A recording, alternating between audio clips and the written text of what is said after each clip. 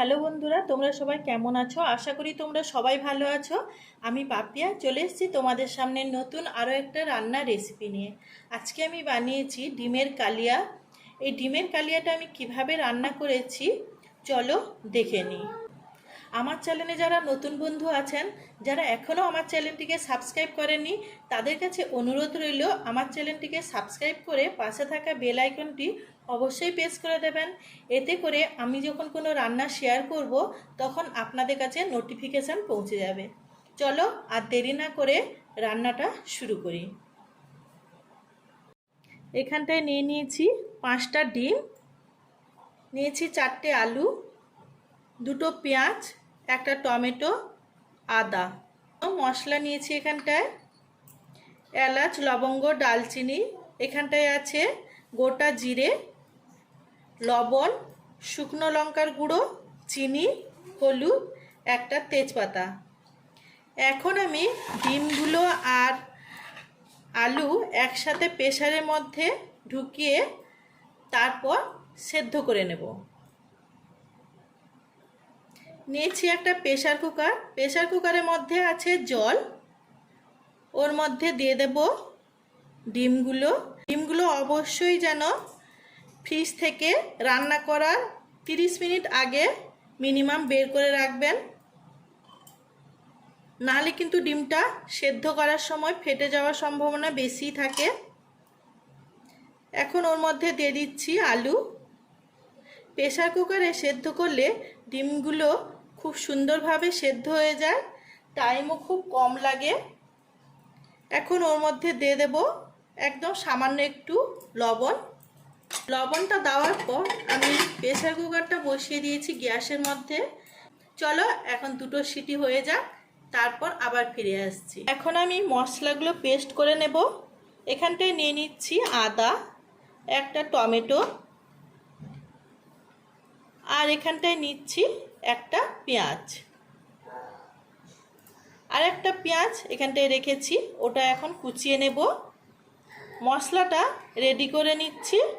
এখানটায় মশলার পেস্টটা নিয়ে নিয়েছি, ওর মধ্যে দিয়ে দিচ্ছি লবণ, হলুদ, লঙ্কার গুঁড়ো। এখন প্রত্যেকটা ভালো করে মিশিয়ে নিচ্ছি।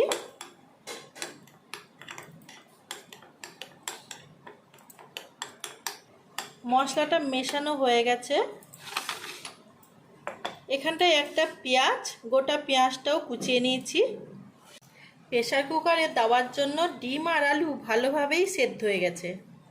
এখন ডিমগুলো একটা কাপের মধ্যে নিয়ে হাতের মধ্যে একটা প্রেসার দিয়ে এইভাবে কিছুক্ষণের জন্য নড়ালেই ডিমের খোসাটা সুন্দরভাবে ছাড়ানো যাবে। দেখুন খুব সুন্দরভাবে সহজেই ডিমগুলো খোসা ছাড়ানো হয়ে যাচ্ছে। এখন ডিমগুলো ভালো করে ধুয়ে নেব। এখন একটা কড়াই গ্যাসের মধ্যে বসিয়ে দিয়েছি। কড়াইয়ের মধ্যে দিয়ে দিচ্ছি সর্ষের তেল। তেলের মধ্যে দিয়ে দেব অল্প একটু লবণ আর হলুদ। হলুদ আর লবণ দেওয়ার কারণে তেলটা গায়ের মধ্যে আর ছিটকে আসবে না। এখন দিয়ে দিচ্ছি ডিম। এখন ডিমগুলো ভেজে নেব। এখন ডিমগুলো ভাজা হয়ে গেছে, তুলে নিচ্ছি। এখন ওই তেলের মধ্যে ভেজে নেব আলু।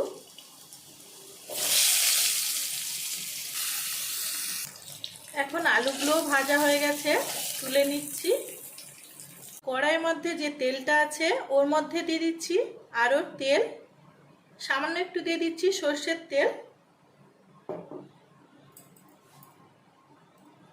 এখন ওই তেলের মধ্যে দিয়ে দিচ্ছি এলাচ, লবঙ্গ, ডালচিনি আর গোটা জিরে। ওর মধ্যে দিয়ে দিচ্ছি কুচনো পেঁয়াজ। এখন এগুলো ভালো করে ভেজে নেব।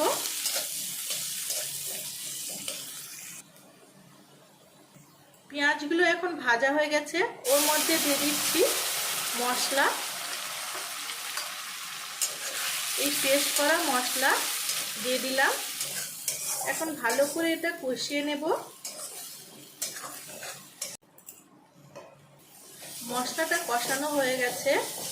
এখন ওর মধ্যে দিয়ে দিচ্ছি সামান্য একটু চিনি, তেজপাতা। চিনিটা দেওয়ার পর কিছুক্ষণের জন্য আবার কষিয়ে নেব। মশলাটা কষানো হয়ে গেছে। এখন দিয়ে দিচ্ছি জল। এখানটায় আমি গরম জল ইউজ করছি।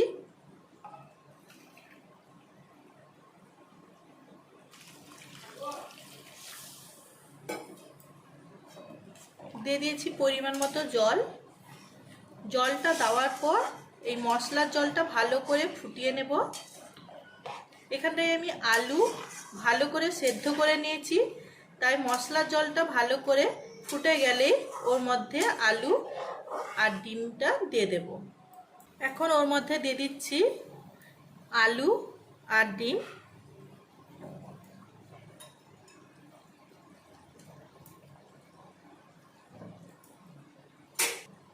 ডিম আর আলু দেওয়ার পর এটা আরও 10 মিনিট আমি ফুটিয়ে নেব।